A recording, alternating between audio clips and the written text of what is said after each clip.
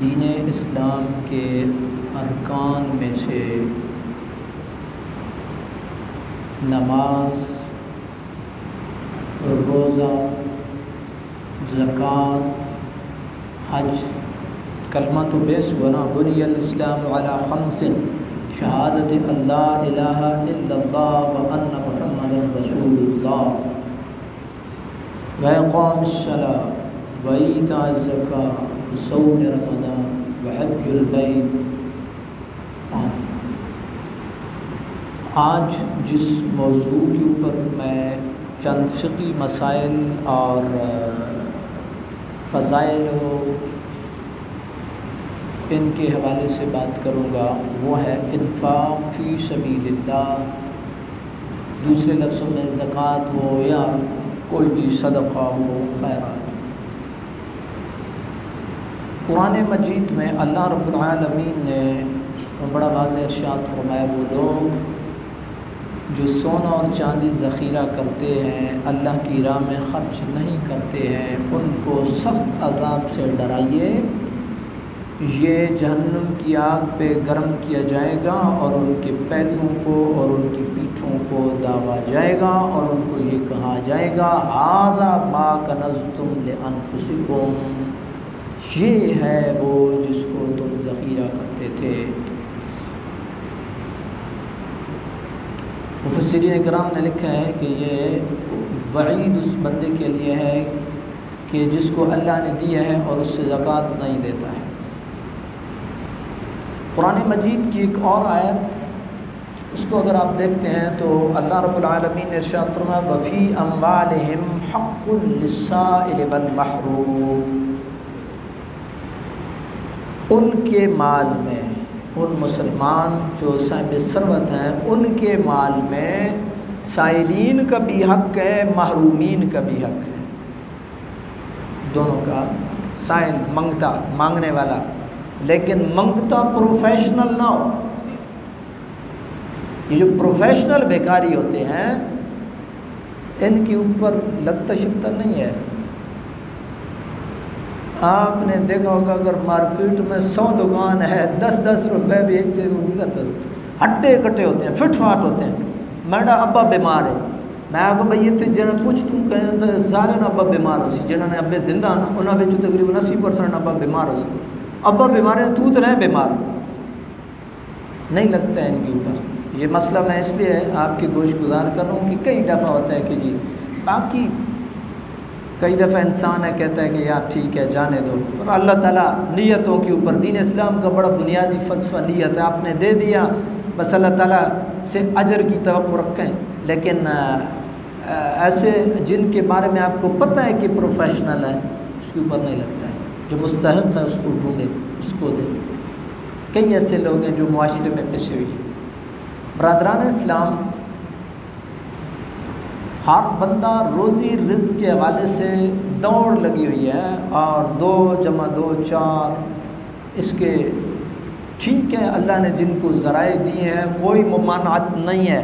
صحابہ کرام کی زندگی میں آپ کو بڑے بڑے امیر صحابہ نظر آتے ہیں، حضرت عثمان غنی جیسا بندہ، ان کی سخاوت کو آج کا بندہ بھی جو تصور کر کے ایک دفعہ ہل جاتا ہے کہ یار اس دور میں، جس دور میں کھانے کے لیے روٹی نہیں ملتی تھی، کھجوروں پہ اور چھہاروں پہ گزارا کیا جاتا ہے، اتنا بڑا سخی آدمی، حضرت عبد الرحمن بن عوف جیسا بندہ، حضرت خدیجۃ الکبریٰ بھی 10 کو غالباً آپ کا یوم وصال تھا، نبی پاک علیہ السلام کے لیے ساری زندگی آپ نے وقف کی، اور جو مال تھا حضور نبی پاک علیہ السلام کے قد آنے کے بعد آپ نے کہا میں میری جان اور میرا مال دین اسلام کے لیے وقف ہے۔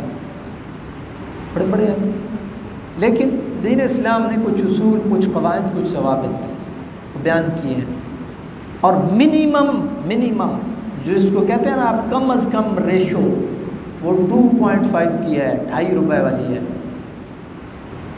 تو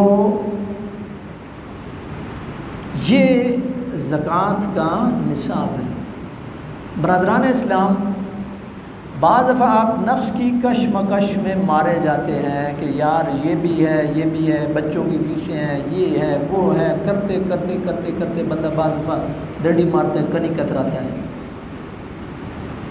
لیکن یاد رکھیے پھر کئی زیادہ ایکسٹرا آرڈنری سیانے ہوتے ہیں، ان سیاڑوں کا واقعہ سورہ قلم میں بیان کیا گیا۔ جو زیادہ سیاڑا ہوتا ہے وہ جب پھنستا ہے تو ایسا پھنستا ہے کہ وہ پھر اس کی چیخیں جو ہیں وہ آسمان کو سنائی دیتی ہیں۔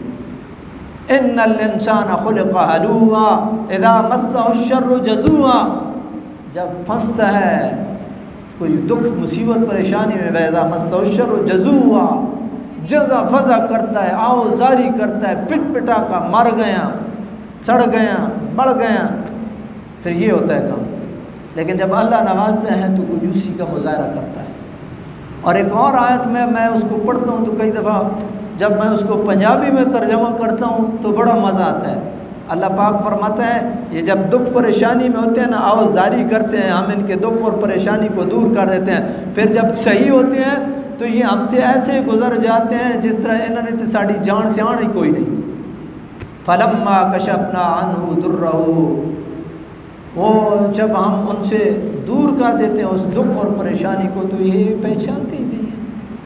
کس نے ہمیں اس مصیبت سے، پریشانی سے آزاد کیا ہے، اس بیماری سے ہمیں کس نے بچایا؟ اللہ رب العالمین۔ قرآن مجید سورہ قلم، سورہ نون بھی اس کو کہتے ہیں، اس میں ایک واقعہ باغ کا اس کو اللہ رب العالمین نے ذکر کیا۔ اِنَّا بَلَوْنَاهُمْ كَمَا بَلَوْنَا أَصْحَابَ الْجَنَّةِ إِذْ أَقْسَمُوا لَيَصْرِمُنَّهَا مُصْبِحِينَ وَلَا يَسْتَثْنُونَ فطاف عَلَيْهَا طَائِفٌ مِّن رَّبِّكَ وَهُمْ نَائِمُونَ فَأَصْبَحَتْ كَالصَّرِيمِ فَتَنَادَوْا مُصْبِحِينَ أَنِ اغْدُوا عَلَىٰ حَرْثِكُمْ إِن كُنتُمْ صَارِمِينَ۔ واقعہ آگے چل رہا ہے، میں اس کا لب لباب اور مفہوم آپ کی گوش گزار کر رہا ہوں۔ یمن کے علاقے صنعاء میں ایک آدمی تھا اور اس کا باغ تھا، سابقہ امتوں کا اس کا باغ تھا۔ وہ باغ سے کبھی غریب، نادر، مسکین آدمی کو خالی نہیں لوٹاتا تھا، کبھی خالی نہیں لوٹاتا تھا۔ اور پرانے ذمہ دار یہاں پہ کئی بیٹھے ہوں گے، بننے کے اوپر کوئی بندہ آ جاتا تھا گندم کی کٹائی کے موقع پہ ہمارے علاقوں میں، اس کو کبھی خالی نہیں لوٹاتے تھے، کبھی خالی واپس نہیں بھیجتے تھے۔ 1 گڈی، 2 گڈیاں، 3 گڈیاں، 10 گڈیاں اس کو دے دیتے تھے۔ کھلواڑا جس کو ہم کہتے ہیں، کھلیان، وہ جو ہے جس کے اوپر جو ہے گندم صاف کر رہے ہوتے ہیں، کھلواڑے کے اوپر کوئی آدمی آ جاتا تھا، ذمہ دار بیٹھا ہوتا تھا، اس کے ہاتھ میں ادھاڑا ہوتا تھا، 2 ادھاڑوں کا ایک ٹوپا، وہ اٹھا کر کے اس کی جھولی میں ایک ادھاڑا ڈال دیا۔ یہ وہ چیزیں ہوتی ہیں کہ جو رزق کی بڑھوتری کا باعث بنتی ہیں، برکت کا باعث بنتی ہیں۔ یہ باغ والے جو تھے، ان کا والد فوت ہو گیا، وہ اللہ کی راہ میں دیتا تھا، وہ فوت ہو گیا، پیچھے سارے رہ گئے سیانے۔ وہ جو سیانے تھے انہوں نے مشورہ کیا کہ اب ہم ہیں 3، والد صاحب تو 1 تھے تو وہ ہم 3 ہیں، لہٰذا اب صبح سویرے سویرے چلنا ہے اور باغ کا پھل اتارنا ہے تاکہ اللہ یدخلن اليوم علیکم مسکین، کوئی مسکین آئے ہی نہ کوئی آئے، نہ کوئی مانگے، نہ ہم دیں۔ انہوں نے یہ ذہن بنایا۔ اب اللہ رب العالمین کا نظام دیکھیں کہ فطاف علیہا طائف من ربک وہم نائمون، ہلے ستے ہی پہ کاروائی پہ گئی، ہلے ستے پہ سن کاروائی پہ گئی۔ جس وقت وہ باغ میں گئے تو دیکھا فلما رأوها قالوا انا لضالون بل نحن محرومون۔ جب وہ داخل ہوئے تو انہوں نے کہا کہیں ہم کسی اور کے باغ میں تو نہیں آ گئے، یہ اپنا باغ ہی ہے۔ ان میں ایک بھائی وہ سمجھدار تھا، وہ اس وقت بھی ان کو کہہ رہا تھا نہیں، وہ جو والد صاحب کا طریقہ تھا اس طریقے کو چلاؤ۔ اس لیے آپ بھی ذہن میں رکھیں، آپ کے والد نے، آپ کی والدہ نے کوئی طریقہ اگر رائج کیا ہے، مثال کے طور پہ آپ کی والدہ، آپ کا والد بچوں کو گاؤں میں، گھر میں سبق دیتا ہے، یار اس کو چلانے کی کوشش کرو۔ کسی کو اس نے وظیفہ مقرر کیا ہوا ہے، اس کو چلانے کی کوشش کرو۔ یہ وہ باقیات صالحات ہیں جن کی وجہ سے آپ کے والد کا روح، آپ کی والدہ کا روح خوش ہوگا، سکون میں ہوگا، ثواب پہنچے گا۔ ایک بھائی کہتا تھا نہ کرو، جو والد صاحب کا طریقہ تھا اس کو نہ چھوڑو، اور دوسرے 2 بضد تھے۔ تو وہ جب گئے تو باغ جل کے خاکستر، پھر انہیں معلوم ہوا کہ جو ہم نے اللہ کی راہ سے ہاتھ کھینچا ہے اس کا نتیجہ کیا نکلا۔ بڑی معذرت سے ایک دفعہ ایک آدمی کو میں نے ترغیب دی کہ تیری بہن ہے، اس کا تیرے اوپر حق ہے، اس کا خیال کرو۔ اللہ نے بڑا نوازا، لیکن اس کو کانوں کان خبر، اور مجھے جو اس کے الفاظ تھے وہ ابھی بھی جب میں سوچتا ہوں تو میں کہتا ہوں کہ سوچ اپنی اپنی ہے، اللہ تعالیٰ مہربانی فرمائے۔ وہ یہ کہہ رہا تھا کہ بس قاری صاحب، اس کے دماغ میں یہ تھا کہ قاری صاحب مجھے پھونک نہ دے مزید، بہن تیری ہے، تیرے باپ کی بیٹی ہے، تیری ماں کی بیٹی ہے، ایک چولہے کے اوپر تم لوگوں نے کھایا ہے، آج اللہ رب العالمین نے جو اس کا نصیب تھا اس کو ہے، اللہ نے تجھے کہاں سے کہاں پہ پہنچایا ہے، تیرا حق بنتا ہے اس کو دینا، لازم ہے، واجب ہے، ضروری ہے۔ برادران اسلام، اللہ دو چار کر دیتا ہے کسی پریشانی سے، کسی مصیبت سے، اس مصیبت سے بچنے کے لیے، پریشانی سے بچنے کے لیے رشتہ داروں سے ہاتھ نہ کھینچیں۔ بہنیں ہیں، بھائی، ایسے ایسے لوگ بھی ہیں جنہوں نے بہنوں کے لیے بڑی قربانیاں دی ہیں، بڑی قربانیاں دی ہیں، نام میں نہیں لیتا ہوں، بڑی قربانیاں دی ہیں بہنوں کے لیے، پھر اللہ رب العالمین نے ان کے وارے نیارے بھی کیے ہیں۔ کبھی آپ سوچیں نا، قسمت کیا چیز ہے، ایک ماں باپ کا ٹبر ہوتا ہے، کس کو رب کہاں پہ پہنچا دیتا ہے اور کوئی کہاں پہ کھڑا ہوتا ہے۔ یہ تو اس نے دیا ہے نا، مالک نے، تو پھر جب مالک نے دیا ہے تو وہی مجھے اور آپ کو حکم دے رہا ہے کہ ان کے اوپر لگاؤ۔ زندگی کی برکات سمیٹنی ہے، اگر آپ نے زندگی کی آپ نے خیر اگر مانگنی ہے تو رشتہ داروں سے صلہ رحمی اور حسن سلوک۔ حدیث پاک میں آتا ہے جو بندہ یہ چاہتا ہے اس کا رزق بڑھے اور اس کی زندگی لمبی ہو، لمبی سے مراد یہ ہے اس کی زندگی پرسکون ہو، تو اسے چاہیے صلہ رحمی کرے۔ یہی وجہ ہے کہ اگر آپ دیکھیں تو بہن کے لیے زکوٰۃ شریعت نے جائز قرار دی ہے، بھائی کے لیے شریعت نے جائز قرار دی ہے، اسی طریقے سے آپ کی پھپھی ہے، آپ کی خالہ ہے، آپ کا چچا ہے، آپ کا ماموں ہے، آپ کے کزنز ہیں، رشتہ دار ہیں، ان سب کے لیے زکوٰۃ جائز ہے، اور آپ کو اللہ دورہ صلہ دے گا، صلہ رحمی کا بھی، اور اس آپ کی جو نیکی ہے زکوٰۃ کی صورت میں ہے، صدقے کی صورت میں، کسی صورت میں بھی ہے۔ تو یہ بڑی بنیادی چیز ہے اور بڑا بنیادی فلسفہ ہے۔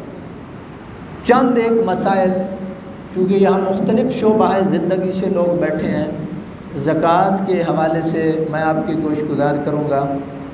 پراپرٹی کی انویسٹمنٹ کے حوالے سے یہ مسئلہ ذہن میں رکھیں کہ جو آپ نے انویسٹمنٹ کے پوائنٹ آف ویو سے پلاٹ لے رکھا ہے اس کی موجودہ ویلیو کے اوپر زکوٰۃ ہوگی، اس کی جو موجودہ ویلیو ہے اس کے اوپر زکوٰۃ ہوگی۔ بعض حضرات نفع کا حساب کرتے ہیں، تو پھر میں ایک بات کرتا ہوں کہ وہ نفع جس نے دیا ہے بنیادی سرمایہ بھی تو اسی نے دیا ہے نا۔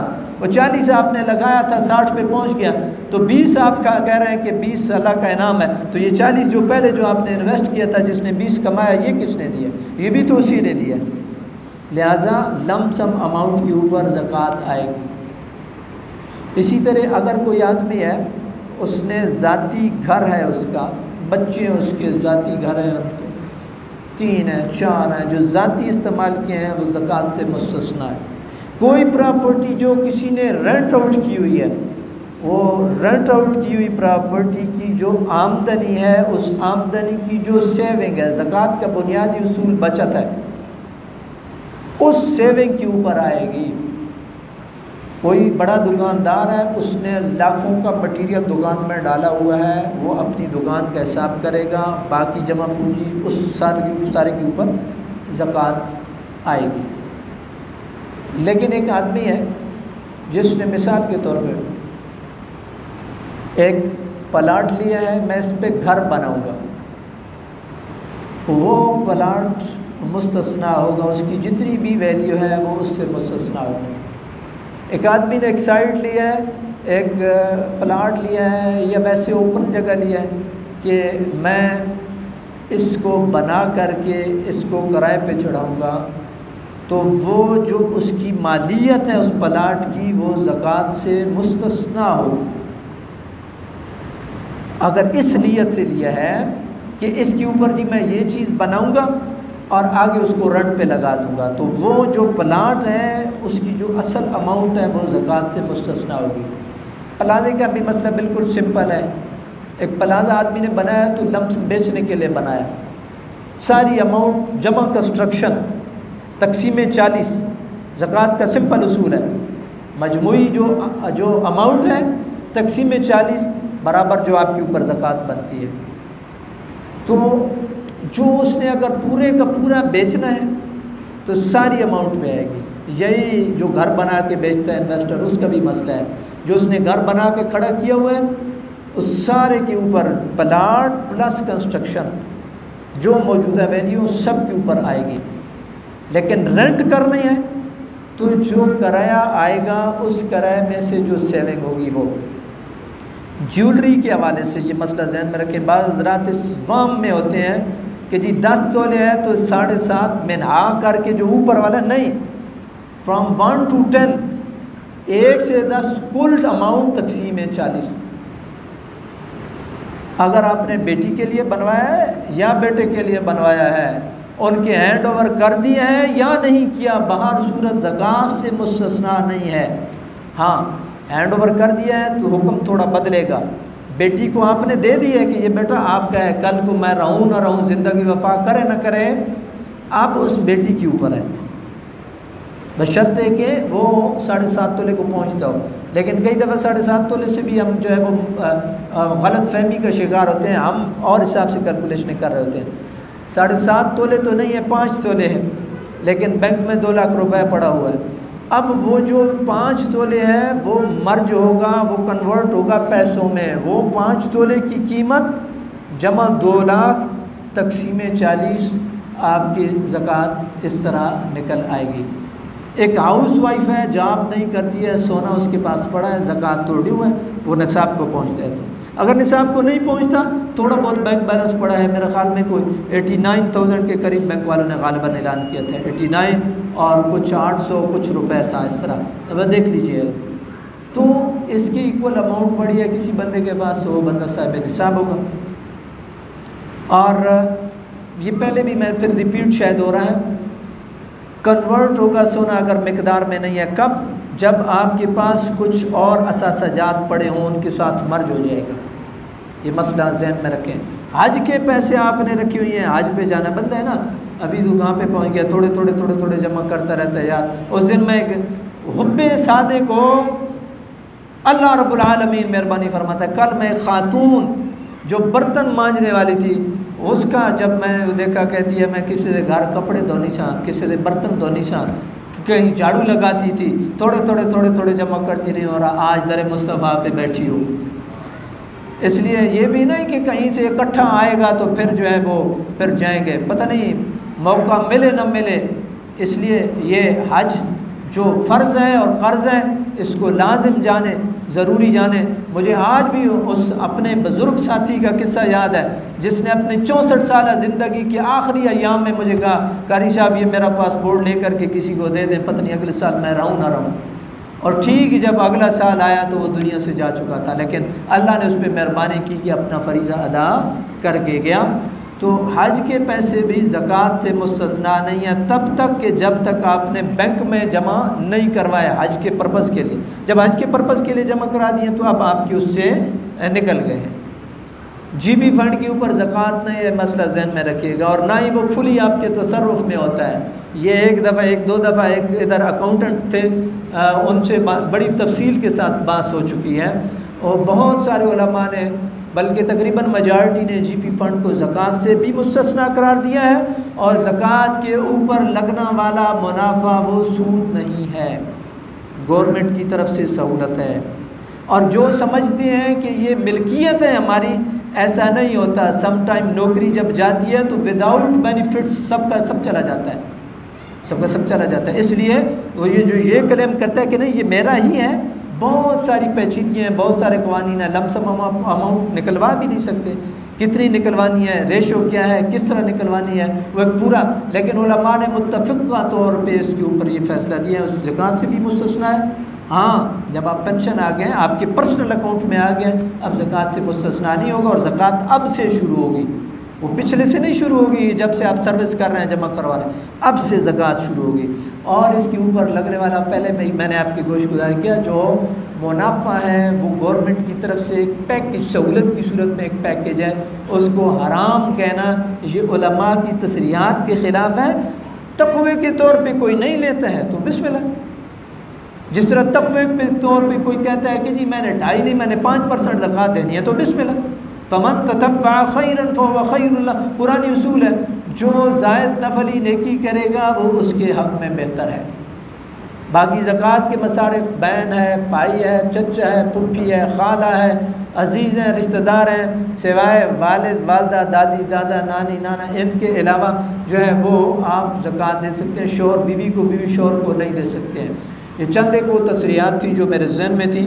اللہ رب العالمین کی بارگاہ میں یہ دعا ہے، اللہ تعالیٰ کی ذات ہم سب کی حامی و ناصر ہو، اللہ تعالیٰ کی ذات ہمارے جملہ اعمال صالحہ کو قبول فرمائے، آمین یا رب العالمین۔